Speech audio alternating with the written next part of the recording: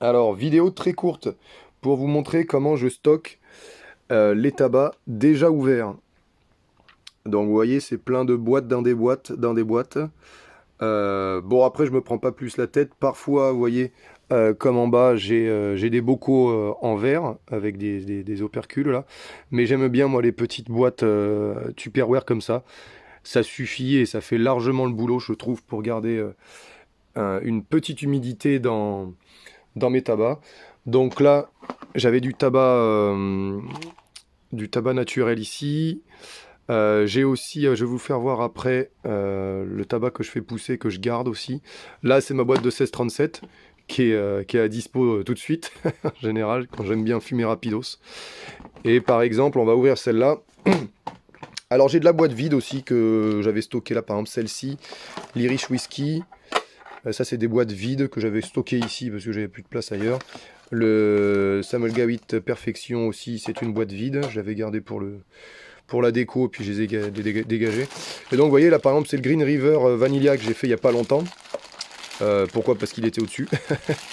Et donc, je les mets dans... Voilà, je mets la boîte. Et comme j'ai pas trop confiance en ces boîtes-là, en revanche, bah, je le mets voilà, dans un...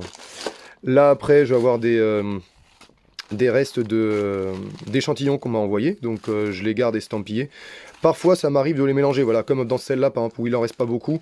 Je vais peut-être me faire juste une petite pipe avec pour le finir, ou alors je vais le mélanger avec un autre qui ressemblerait un petit peu.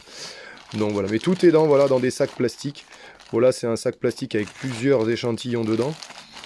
Là, voilà, par exemple, là j'ai une tin box. Bon, bah voilà, je vais la mettre juste dans un sachet zip et au moins je suis tranquille.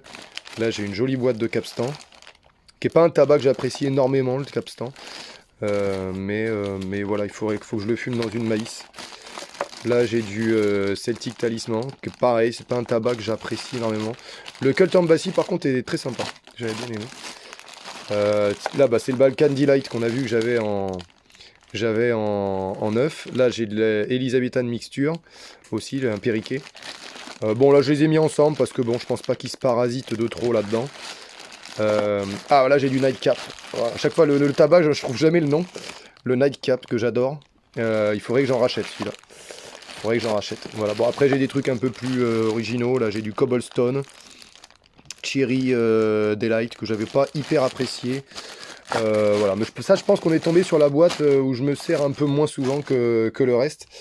Mais voilà, après, dites-moi en commentaire si ça vous intéresse que je vous fasse les boîtes entièrement avec les échantillons que je peux